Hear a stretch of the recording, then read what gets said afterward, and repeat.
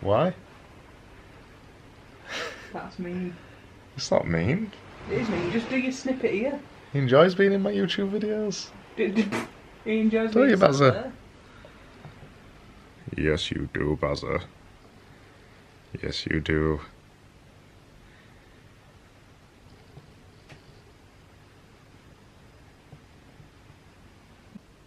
I actually intended to record the audio with this new shotgun mic that I've got here. I forgot to start recording it. So sorry if the audio sounds shit today, but I'll improve it for next week. Hello again, it's me, Craig. This is Get Doing Things YouTube thing. Still haven't got a name for it. This is episode 3.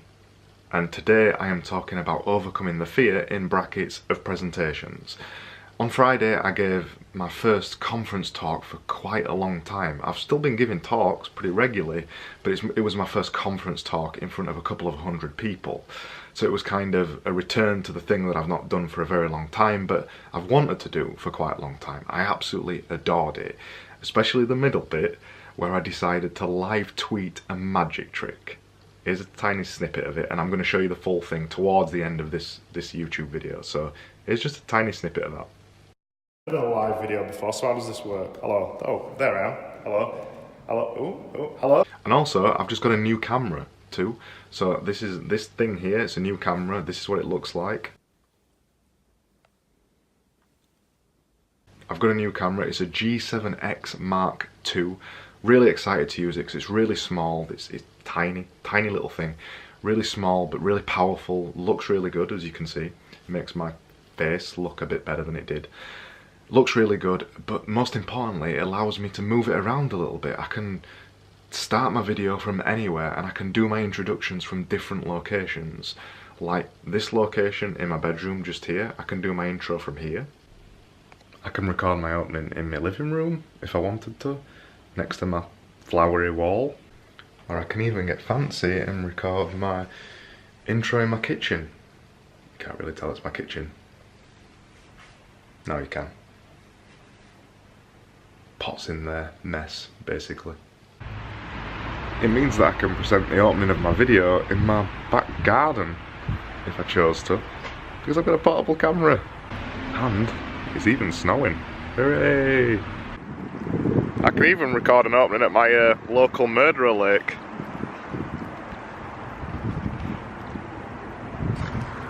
I'm still really wet and really cold.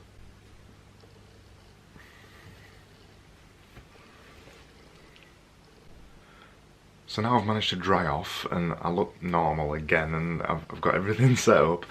I thought I'd talk this week about something that's really been on my mind.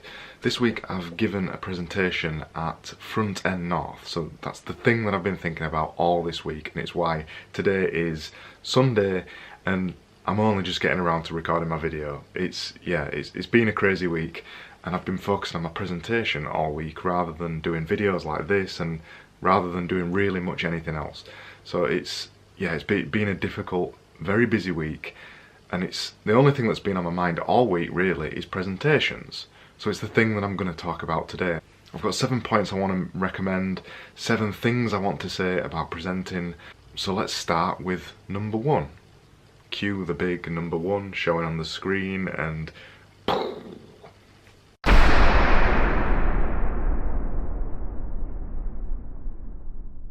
right, so the first thing I want to say is you've got to disarm an audience. Whenever you're giving a presentation, no matter how much experience you've got or not much experience at all, you need to disarm the audience. Please just don't hurt me back up. So what do I mean by that? Some ways that can mean that you're funny.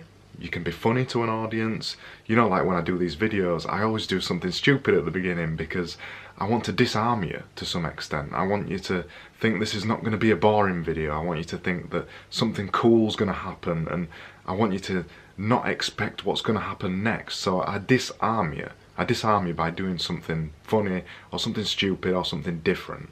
If you can't be funny, be just a little bit less serious. Some people aren't naturally funny. Some people struggle with being funny, so they're not funny. And if you aren't funny, if you're the kind of person that just isn't funny, then don't try funny. Don't try funny. Don't do it. But if you are naturally funny and you're okay and you're capable of being funny, then try and be funny. It's a good idea. You don't have to be serious all the time. Nobody wants serious. Nobody likes serious. People just want you to just be you and just be normal. And I actually spoke about this on my podcast the other day, about how I'm trying to be less serious, and I've never really done it on these videos. You won't have seen from the beginning of me doing these YouTube videos, I haven't been serious, I've just been me. And if you're giving a presentation, you've got to remember not to be serious. The thing that the audience want the most from you is they want to sit there and they want to watch an interesting conversation. They want to watch an interesting presentation. They don't want to be bored. So for that reason, they're expecting you, they're expecting you to be good. They're expecting you to be good, and they're expecting to enjoy your presentation, and they're expecting to like what you say. So take that advantage, take the advantage and use it. Just turn it on its head, disarm the audience, and have a really strong opening. The way to disarm the audience the most is to just have a really, really strong opening. Number 2, big 2 again. Cue the. Number 2, the audience can sense your fear. Trust me, they can sense your fear. So, Joe, can you smell the fear? Of course. I saw this on Friday when I went to Front End North in Sheffield. Some people could sense the fear of the presenters, and if you're a bit scared, it shows immediately. And when you're a bit scared, immediately people start to doubt your expertise, and they doubt that you can actually say what you're going to say.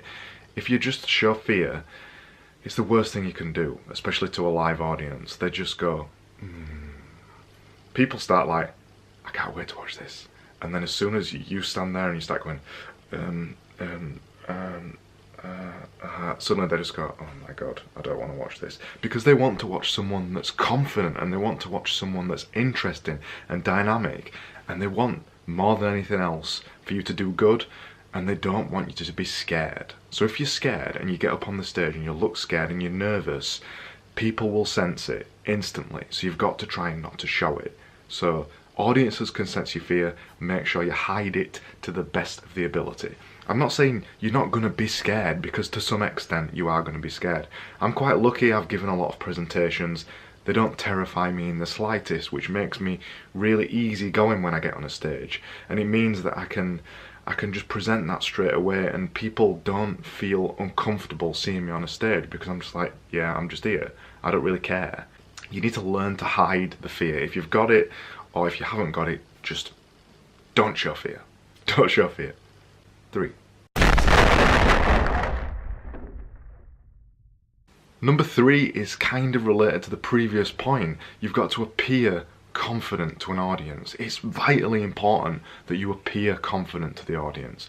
Appear confident, look them straight in the eyes, look around the room like that, command the audience, be big and bold and shoulders back, and look confident. Your stance needs to be confident. The words you choose to use need to be confident. The way that you speak needs to be confident. And what do I mean by the way that you speak? Well, you need to not say things like and not say things like and not use a lot of filler words. You can get away with saying things like and things like that, and other vocal crutches, but eventually, as you start to speak more and more, you should look to eliminate all of those things too. And generally, if you kind of talk with a more commanding tone as well, your voice should come down from your chest somewhere. It shouldn't come from high up in your vocal box. It should come from down your chest. So you should command and kind of bellow your voice a little bit, and you should talk slower, and don't be afraid of pausing like that. Don't be afraid of pausing. Pauses can be dramatic. It can give an audience a chance to digest something that you've just said. So if you've just said something really evocative, or you've said something that's really important, just pause. Like that. Just pause for a few seconds. Just give people chance to just kind of consume the thing that you just said. You don't have to be rapid fire all the time like this, but being rapid fire like this serves its own purpose too. Sometimes you've got to be rapid fire, sometimes you've got to be slower, more methodical, make your points slowly and confidently. There's several tricks to this, there's lots of different ways to do it, but the most important thing to remember is to stand confidently like this, speak confidently like this, slow and methodical, and bellow your voice, and don't say ah and stutter a lot. Just be confident with the things that you're saying. Number 4. Number 4 is an obvious one. It's practice. Practice a lot. Now, I'm saying practice a lot here, and some people who have asked me to present before are not going to like the next thing that I say. I actually don't practice a lot. I just don't. I just don't practice a lot. I'll run through things in my mind over and over and over, but actually coming to giving the presentation, I actually don't usually practice the full presentation all at once, because I like a bit of danger in my presentations. I like a bit of a feel that something might go wrong. I like feeling that, this might not go right, and that actually fuels me on and kind of G's me up a little bit to make me a little bit more passionate to make sure it goes correct. So that's why I throw silly things into my presentations, like the thing I did on Friday, where I actually live broadcasted a little bit of my presentation right in the middle of my presentation to Twitter. So I had this idea in the middle of my presentation that I was going to do a magic trick. It's something I've been wanting to do for ages inside one of my presentations, and I thought, right, I'm going to try it. So I'm going to do a magic trick, but the magic trick is close up. It's with my hands like this, close up. So I need to show the audience that. So I thought, right, so I'm going to plug my iPhone in, and I'm going to project my iPhone screen onto my Mac, onto the big screen, so everybody can see the trick. And then I thought, well, if I'm doing that, I might as well live broadcast it to Twitter at the same time as well, so I did. And by the way, if you want to see it, here it is. Hello Twitter. Right, so we're doing a live demonstration of the power of design right now. So we're sat in a room. This is front end north. Say hello. A couple of people. Right, so I just want you to talk about Dave. So just hold that and point that down at my hand so people can see what I've got down here. So I've got a pack of cards. I like saving words that I like. So I've got words like pronoun, prefix, appropriate, defrock, not so appropriate, extend, pellucid. I've got loads of random words basically. And what I'm going to do is, I've got a dictionary over there, by the way. Put that over there, we don't need that right now. So I'm going to make you two pick words from my random collection. So you can pick one side. You getting this? Yeah. So, there you go, words. I bet it won't reach, will it? There you go, another set of words. Just keep them face down. Just give them a quick shuffle, so let me just show you. Downwards, by the way, so just go like that, just simply. Just a quick shuffle, so, yeah, there you go. That's fine. So let me take those back off you. So I want you to just pick a random word. There we go. You've got quite an audience here, by the way. I know. How many? 13. 13? Yeah, I'm on 15. Oh, yes. So, same again. Just go around the word. Got it? Memorise the word? Yeah, do you want to just put it back? Any way you want. Sure you've got it? Yep. Sure you've I got it. You memorised it? It's in there. Yeah. Cool. So you, I can just pick up those ones as well. We don't need those anymore. Stick it back in. Any way you want. Is this blue tag here? Blue tags? Oh, it's Subaru. Oh. Subaru's cool, by the way, if no one's ever heard of it. So, do you want to grab that dictionary over there? Just, no, well, final person. Sorry, I don't know anybody's names. This is Here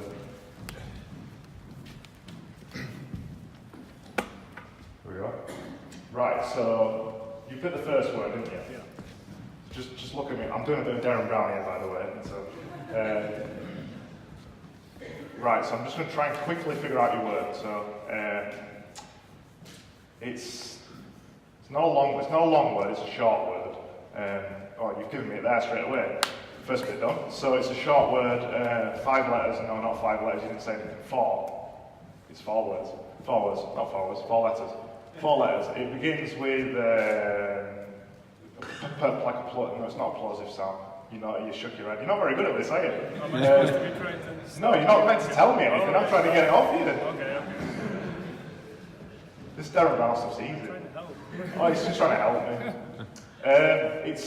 begins with a A.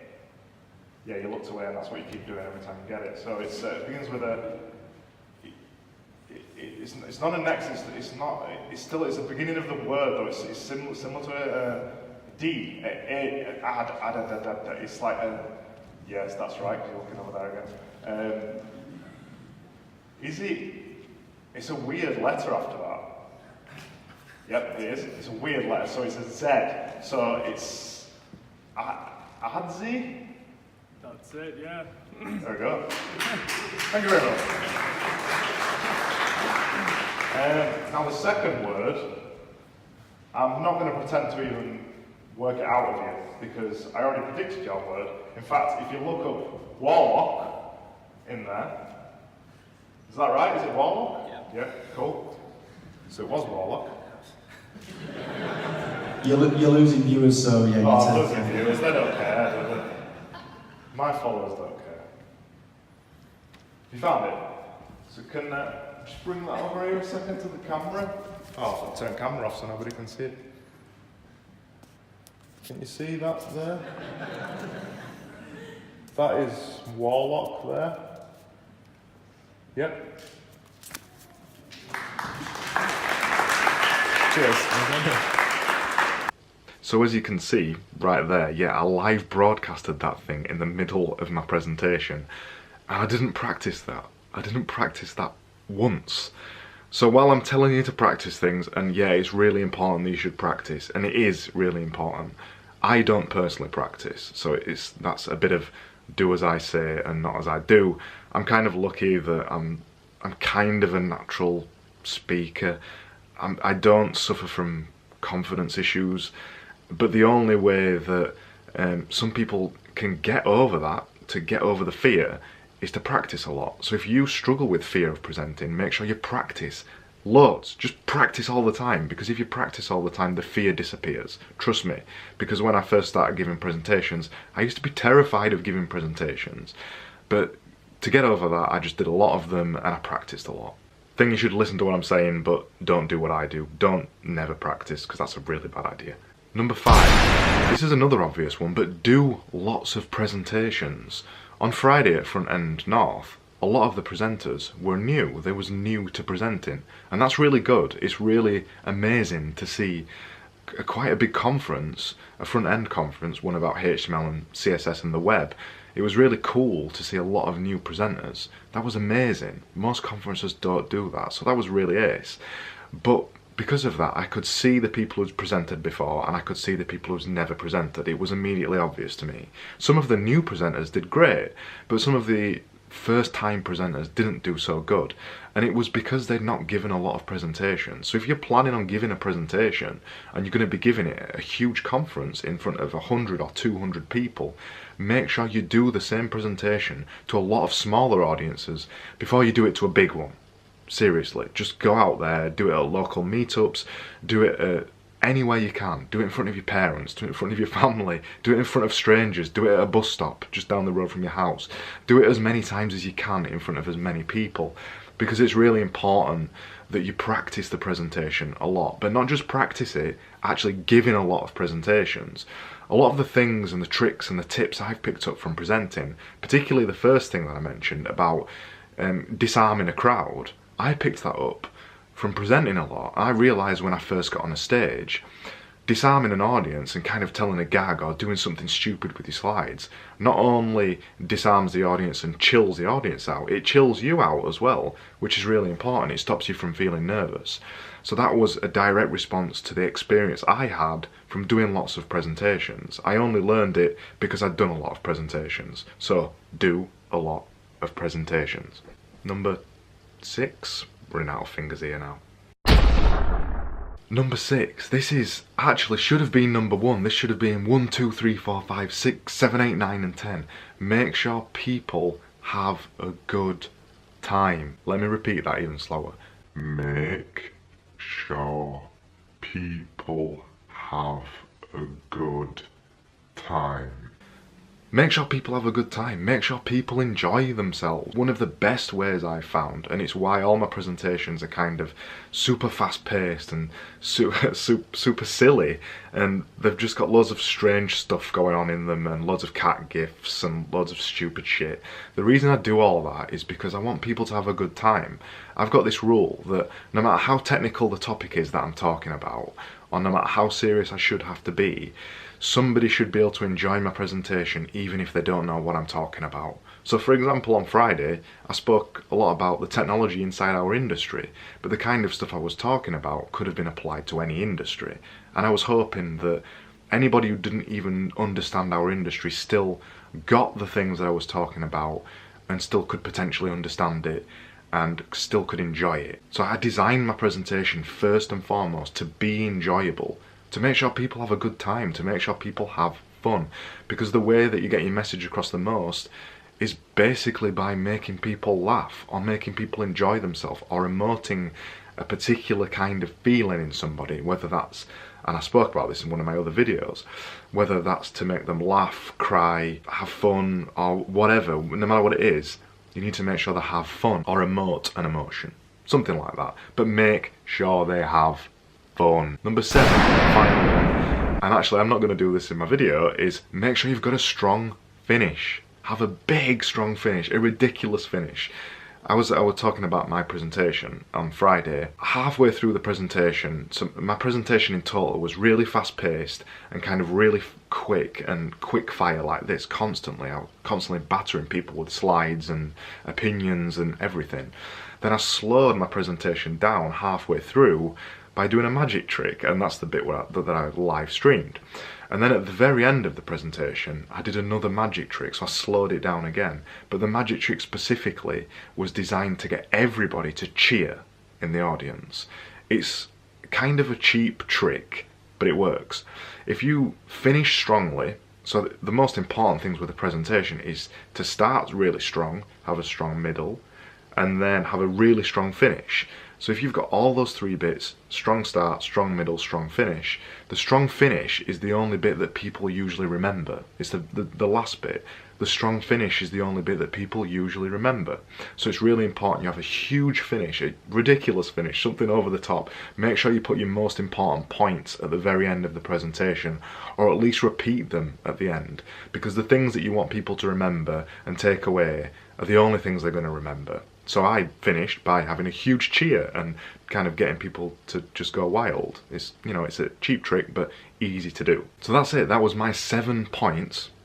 7 points for overcoming the fear of presentations, in brackets.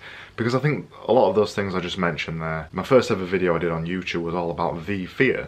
I think a lot of the things I just mentioned there kind of apply to anything. They don't just apply to presentations. There's stuff about being confident and being big and bold and stuff like that are all really important and stuff we should remember to do in all of our presentations.